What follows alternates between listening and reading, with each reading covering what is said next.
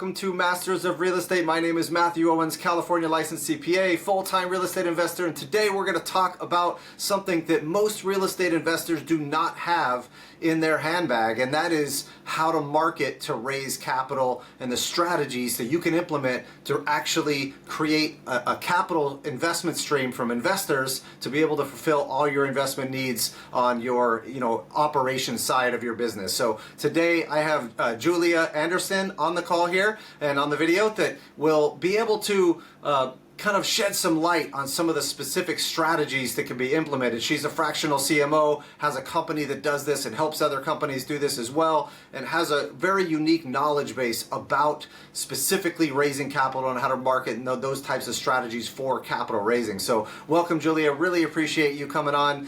Can you give us a little bit of backstory on who you are, what your background is, and how you got into this space in the first place?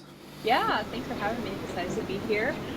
Basically, I got into the real estate world by honestly accident, I guess you could say. I started in the restaurant industry, growing that brand from the very beginning. I was one of the very first employees to a really successful restaurant and catering business, and a lot of that had to do because of our marketing and because of the community that we built around that as well. I went to school for marketing, so that's kind of my background, but I was in the restaurant industry for I think about 4-ish years, and it was like, this isn't sustainable. It's a lot of long hours, and it's a lot of, we were just open for dinner, so it was a lot of just like at night, late into the morning. It was just too much for me, and I was just like, I got to get out somehow. So my best friend loves real estate. He was working for a multifamily syndication company at the time, and he was like, hey, they have an executive assistant position open. Like, I know you want to get out. I know you're a little bit more qualified than that, but it could be a good segue, So ended up interviewing for that, got the job, and then, like you said, I was a little overqualified. So when I got the job, it was like, okay, we need an investor relations person anyway. I think it would be a great person to take on this lift. So became an investor relations and was a part of Raise Masters, a wonderful mastermind, and learned so much from Hunter Thompson and all of the people at his crew, because they focus a lot on marketing for capital raising. So learned a ton while I was the investor relations. I was optimizing the CRM, building a podcast. We did an entire rebrand. We did a ton of stuff focused on marketing, because that's kind of where they were lacking, right? So when I was on these Zoom calls with all the wonderful people at Raise Master, I was kind of just looking around and seeing, I know, because I was doing it, how much of a heavy lift marketing is for real estate investors to get people in the door, to get people nurtured on your list, and get them into a book call. It's not something super quick. So other people on the calls, they have either W-2s, they just don't have the time to execute that. So Capital Marketing Officer was born, which places chief marketing officers with years and years and years of experience in the real estate industry, with proven abilities to put the funnels together. They've raised millions of dollars, done a ton of lead generation, and we place those into capital raising businesses and essentially craft a 6-month marketing strategy for you and then execute that strategy for you. So we'd like to take that marketing piece of the puzzle off your plate as much as we can to help you focus more on the real estate side of the business. Yeah, definitely. You can definitely understand when you're dealing in real estate and you're trying to focus on flips or focus on multifamily or be able to close deals and do the asset management and operations associated with that. Adding a whole marketing segment to being able to raise the capital is a whole nother full-time job, or multiple full-time jobs that need to be implemented. And you as a business owner, a lot of business owners and investors, real estate investors, do not have that marketing team in place to be able to do that, and they don't realize that it's costing them dearly, right? Because if you can raise the capital, you can do more deals, and the cost associated with the marketing aspect and the sales aspects is minuscule in comparison to how much you can actually make in profitability. If you can handle it on the operations side, of course, too, because you have no right to be able to raise the money without being able to deliver on the operations side, which is the key to the whole thing, of course, and putting it together. Yes. And so, so when you first started working with different operators in this space, what was it that they were primarily lacking? Obviously, they needed the help to bring that in, but what are some of the specific strategies that you are helping them implement on their marketing side?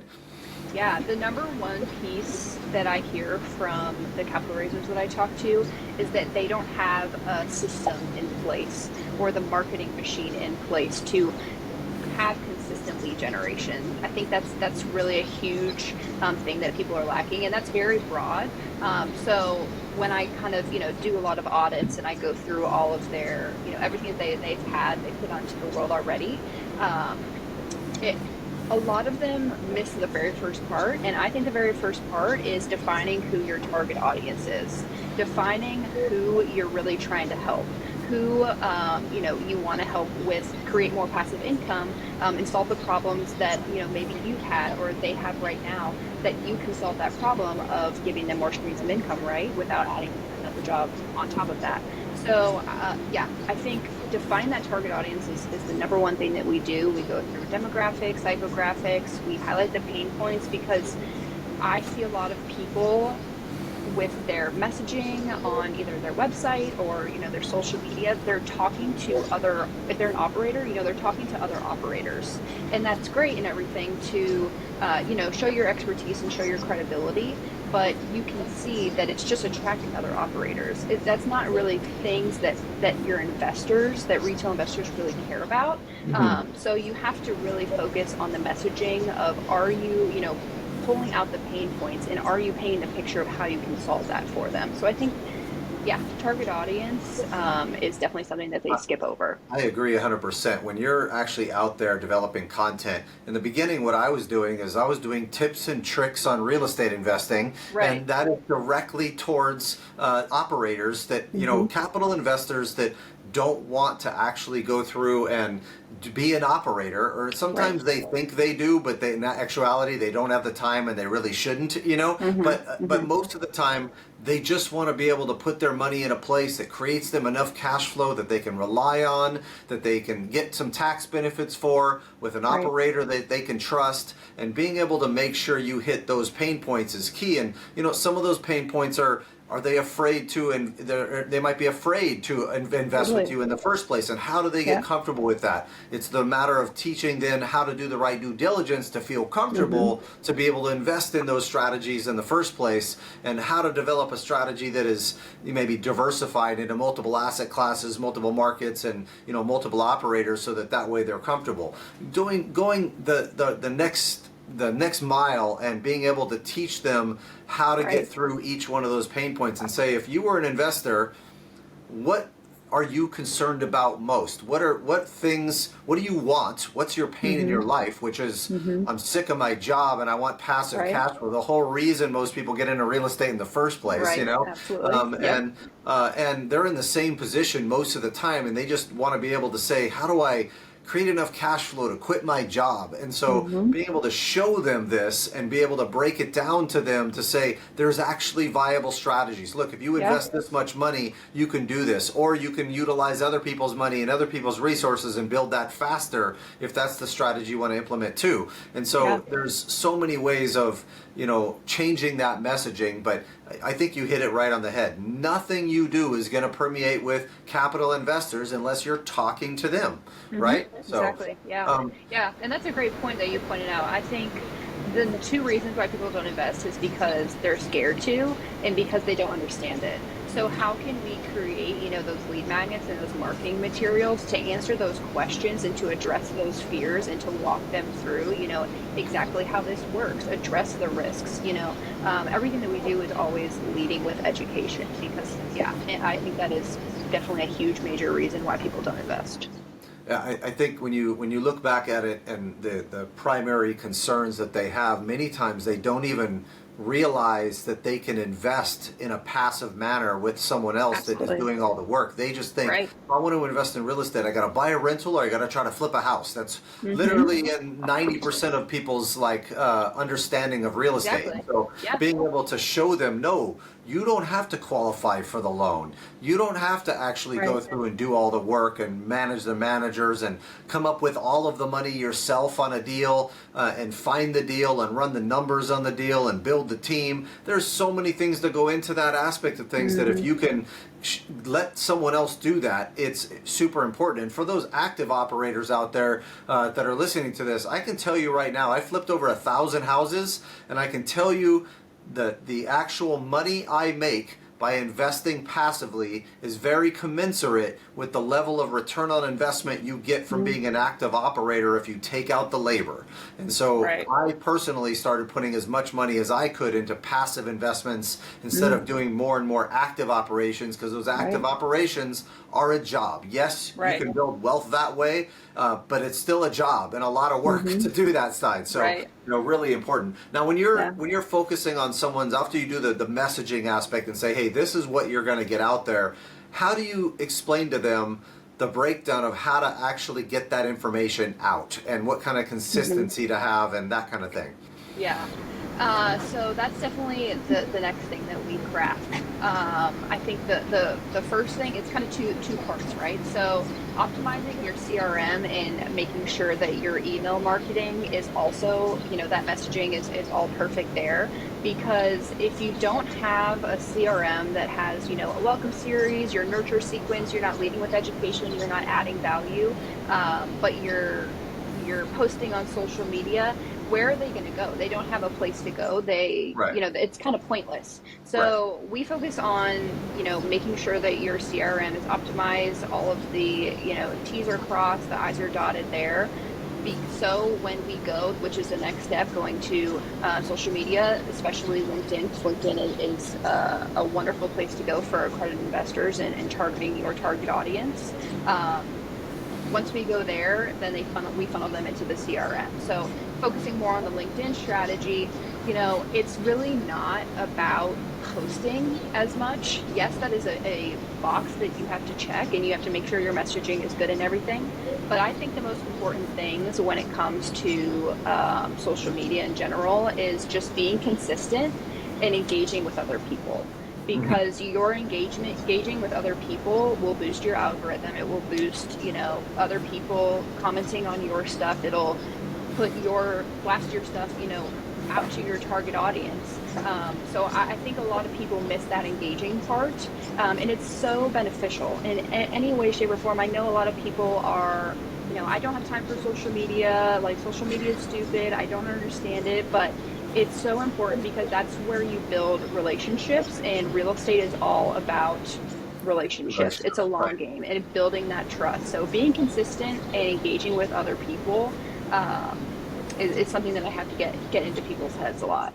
I agree 100%. I always tell people that you can't expect to get the sale or raise the capital without building the trust first. And so realizing the entire idea behind pushing content out there is for people to get to know you and know, like, and trust you, and then being able to get them back into your database so then you can nurture them long term through you know, weekly or monthly newsletters, through education that you put out there, through classes and webinars, through a welcome series. As soon as they come in, it's who are you and what are your different deals you work on? Who are you personally? How do I get to know you to build that trust, right? And a lot of times people miss the personal aspect of that, where telling stories as part of your life lessons and things like that can be hugely valuable. It can get people to get to know you at a much faster pace, because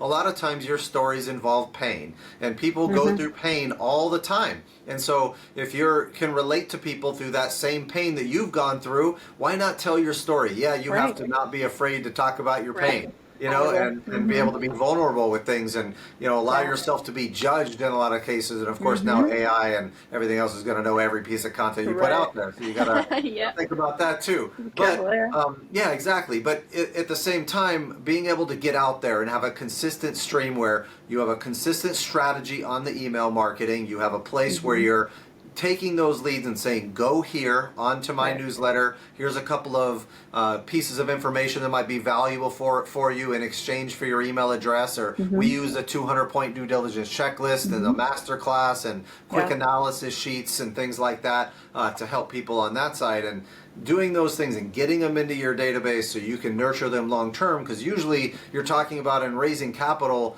a 6-month to 2-year time frame of them getting to know you before they feel comfortable investing in the first place, right? Absolutely. Yep. So, and I think, when you talk about some of the other aspects of this, of the marketing strategy, you have the importance of your content distribution strategy, staying consistent like you talked about, and then your email strategy, constantly giving information there. Can you talk a little bit about the importance of the sales piece of this too? Because I think a lot of people miss that. They think as long as I get it out there, I'm getting people in my database, I'm good. They don't talk about the sales side as much, which is equally as important. Right. Yeah, I think that's a huge, there's two pieces of the puzzle, right? Which is getting them in the door and nurturing them and like that, outward facing marketing. And then there's the after the book call essentially, and how do you navigate that? I think it's really important to really just get to know the other person on the other end of the phone and really understand what their pain points are and like the emotional piece behind it, because a lot of people invest with emotion and then they justify it with logic. So getting down to the nitty gritty of everything and not just leading with the deal and the numbers and stuff, because depending on who your target audience is, they might not even understand that kind of stuff.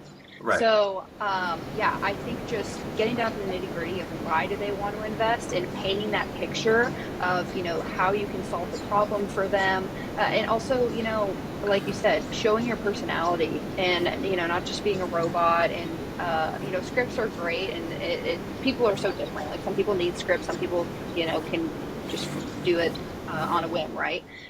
So whatever helps you, but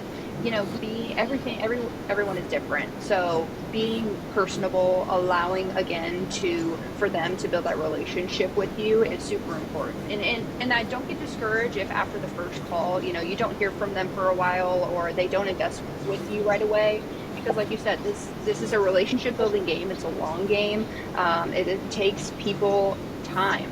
That's all it is. Time to like, know, and trust you. And as long as you're staying top of mind and adding in value, with those lead magnets that you pointed out are really great for education, inviting them to webinars, and just things like that, and grabbing a lot of information from them on that call too, making sure that you're making a good use of your time so you can, and putting that in your CRM so you can always refer back to it. So when they do book a call, the second time, then you can remember everything that they said. We don't have to start from the very beginning again. You're picking up where you left off and hopefully getting them closer to investing with you. Yeah, I agree 100%. When you're talking about the sales function of this, when you're on a call with someone, being able to get to know them, but also take them through a specific sales sequence. You're getting to know them, you're understanding their pain points, you're understanding why they haven't taken action or what's stopping them from moving forward. You're talking about the solutions that you can provide to those specific pains, and then being able to, of course, at the end ask for, the commitment or something along those lines and asking for the sale.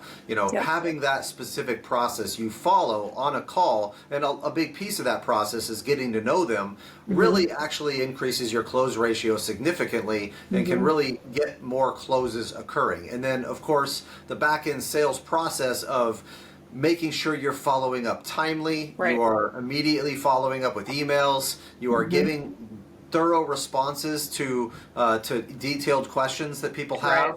We have certain things like on our deals where we've created custom ChatGPTs on every question that anybody's ever asked on those deals and uploaded them so people can ask questions and make their life easy on that side, and have Q&A sessions of the deals we do so that it's like, here's the list, and it's like, how can you better serve a client and at the same time help them in any way without expecting anything in return. If you're sitting there on the phone with a client, and I'm a CPA, I help them with taxes and those strategies all the time, being able to add those extra values really expedites your trust building effect, right? And so finding other ways to help them any way possible without expecting anything in return is one of the biggest things you can do, I think, to being able to, raise more capital and help more people, for sure.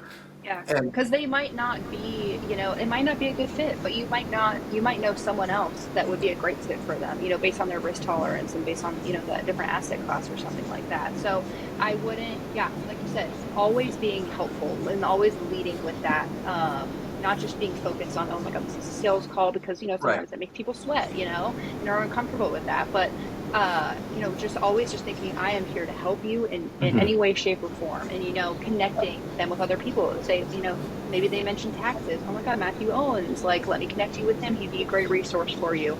And taking note of all the questions that they ask. And because most likely those are other questions that other people have. So then you can create lead magnets over that. You can create more content from that. But yeah, following up and having, we put all that stuff in our CRM, with, the FAQs, with the deck, we do a step-by-step process of, what are the next steps, and the onboarding, like a Loom video, giving them all of the tools to basically make the decision. If they want to make the decision and move forward, they have all the tools that they need, just to make it easier for them. Yeah, 2-minute videos are key for easy explanations of how to do something that makes it. And we haven't even put in the parentheses 2 minutes so that they know it's only 2-minute commitment to this video. So because people are TikTok attention spans now. So and the one final thing on the sales piece that I think is super important that I realized early on was that if you have the energy about you on that sales call where you really need that money and you are nervous about it and need it, they will feel that. You have to not need the money in your mind and not care one way or another whether they invest, and truly only want them to invest unless once they are 100% comfortable and that's what they want to do, then if you have that understanding and that energy, you will close more deals, more people will invest with you because there's an energy about it, right? They can smell the need and the energy change when that occurs, when you're on the phone with somebody and somebody that obviously you don't want to be nonchalant about their money, but at the same time, have that understanding in your mind that you are only going to take their money if they are really 100% thorough and understand what they're doing and are comfortable. You are the prize because you're providing an investment that's absolutely incredible to them and gives them financial freedom. Don't feel that they are the prize because they have the capital. Yes, capital is important, but it's one resource, it's one lead. Yes, some of those leads can be important, but keep that in mind when you're on these calls. Talking about switching it up here and talking about the funnel systems that people have to put in place. Can you talk about this? Because I think there's a lot of misunderstanding about what these funnel systems are and how you set that up to get people into your database in the first place. Can you talk about that a little bit? Yeah, definitely. I think a lot of people, where the disconnect happens with the funnel is the top of the funnel, which is where, you have to put yourself out there in order for people to come in. Like, people aren't going to come in if you're not distributing, all of yourself. And it's not about the deal. It's not about the deal at all. It's about you. So making sure that our clients are comfortable with that, and like getting them to understand that you have to, like you said, be vulnerable and post stories and be open about your pain points, because other people, that's what they're going to click on. That's what they're going to cling on to and keep reading and wanting to follow you. So being consistent with all of your top of funnel initiatives, and distributing them as much as you can. You want to make sure that you're spending your time on where your target audience lives. So if your target audience, isn't on Instagram, then don't waste your time there. But having different ways that they can consume you. So whether that's video, you want to check them all. Video, reading, podcasts, social media content, watching a video, all of those things. So distributing all of that and making sure that whatever content that they want to consume, it's available and it's out there for them is super important. And then, the forms on these funnels to getting their information are also super important because it's a huge part of qualifying.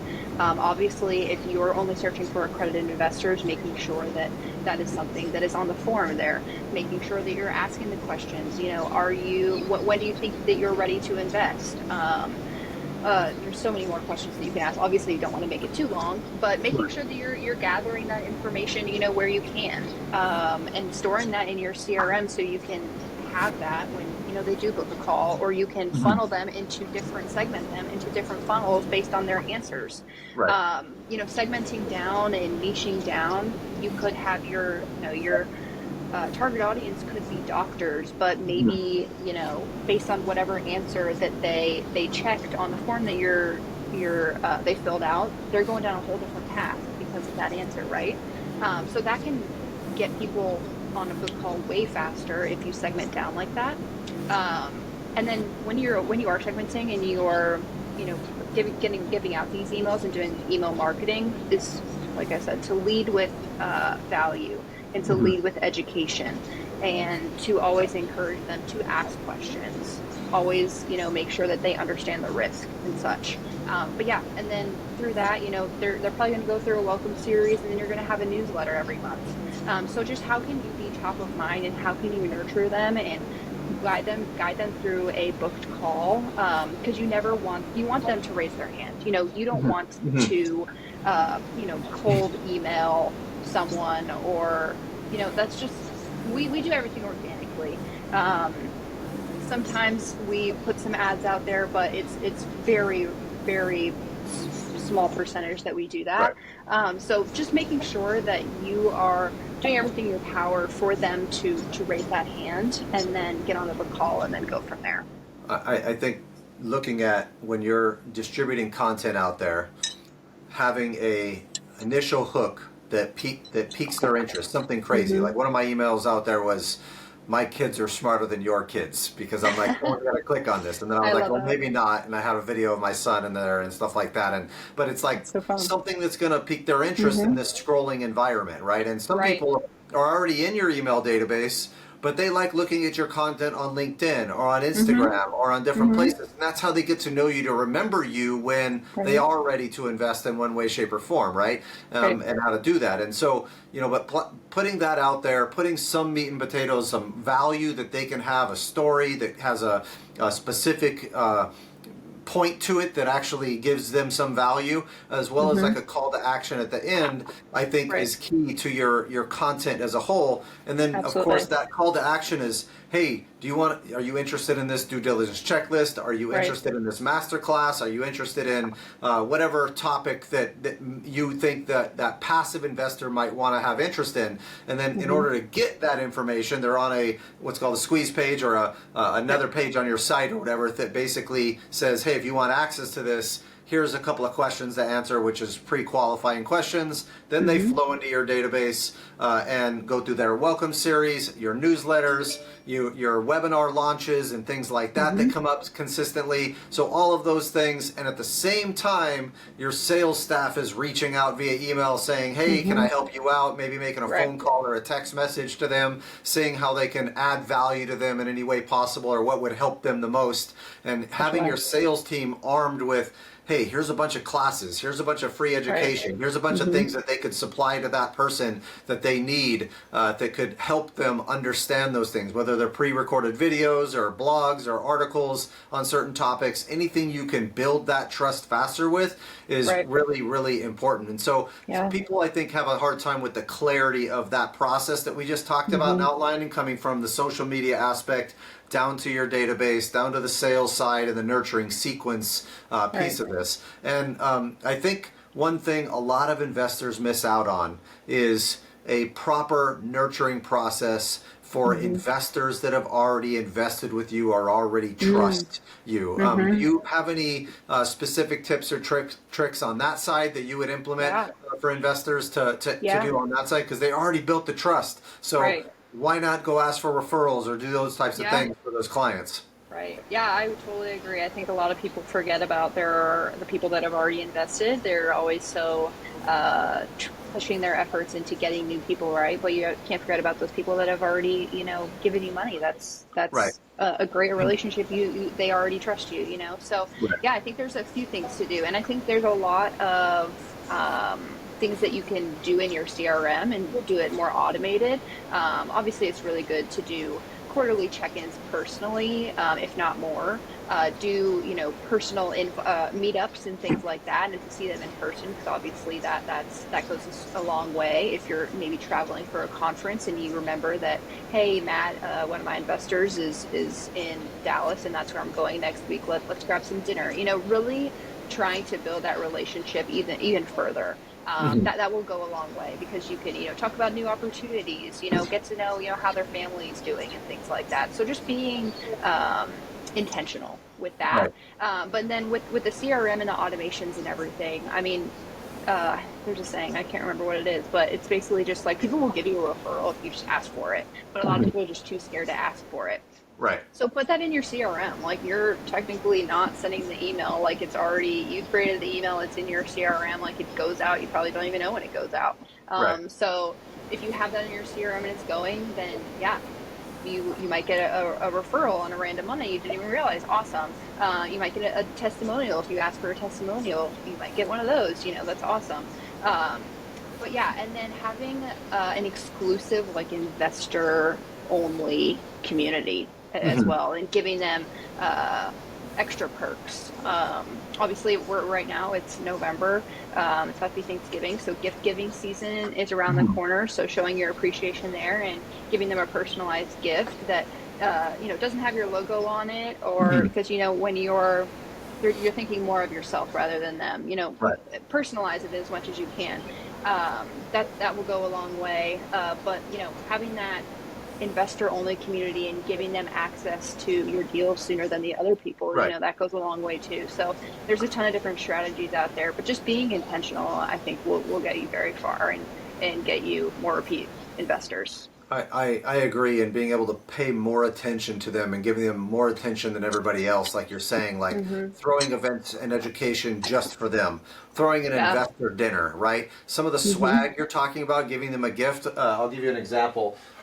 Raise Masters went and got me my own bobblehead here, Oh my so gosh. it was pretty Amazing. funny because I spoke on Yeah. stage. They gave me a Louisville Slugger bat because I spoke in Ooh. Louisville, Kentucky, right? So Ooh, things yeah. like that Amazing. are Mm-hmm. actually something you're going to keep. I'm not going to throw away Yeah. a bobblehead of myself, right? Right. It's your own No, ego. You that's can't going do on it, the right? desk. So, Yep. but when you're looking at those types of things, how can you add value and better serve your clients? And then, of course, they'll, if you're giving them those things, they feel closer to you. They're going to be more likely to refer you business. You Mm-hmm. can go through and even interview them about their experience working with you, and being Yeah. able to talk to them about that and what they need, what they really want in their life, and Right. talk about those things are super important from a strategy perspective. So Mm-hmm. this has been absolutely awesome, Julia. I really appreciate Yeah. the extra knowledge here. How can people reach out and get in touch with you if they want to learn more about how to implement some of these strategies that, Yeah. that you help people with?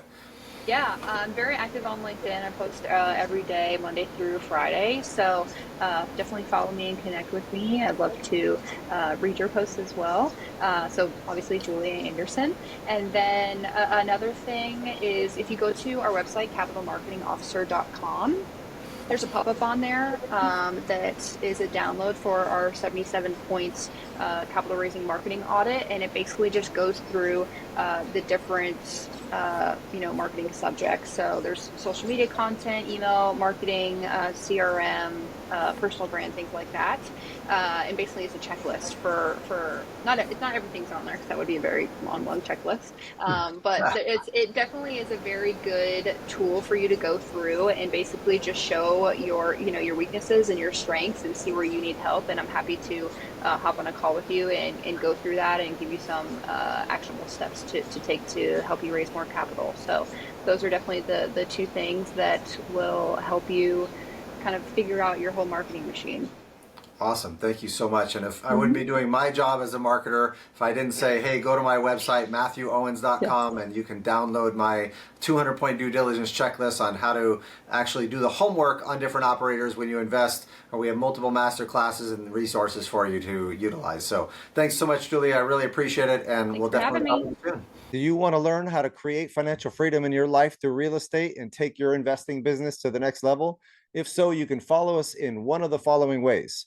First, you can take one of our free webinars on how to analyze property, how to raise capital for real estate, and how to market and find deals. Three of the key pillars to becoming a successful real estate investor.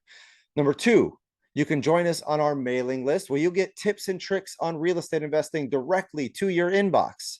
And number three, you can take our 6-month real estate course that teaches you every aspect of real estate investing you can think of, and more importantly, create financial freedom in your life through real estate investing strategies that I teach. If you want a master's in real estate in 6 months, this course is for you. We're going to go over how to raise money, promissory notes, syndications, fixing and flipping, buy and hold investing, tax and legal structures, self-directed retirement accounts, financial education, how to run a business, how to market and find your deals, and most importantly, how to create that financial freedom in your life so that you can stop trading your time for money and create passive real estate cash flow that you can live off of. If you're interested, go ahead and click on one of the links below, and I look forward to seeing you guys on the other side.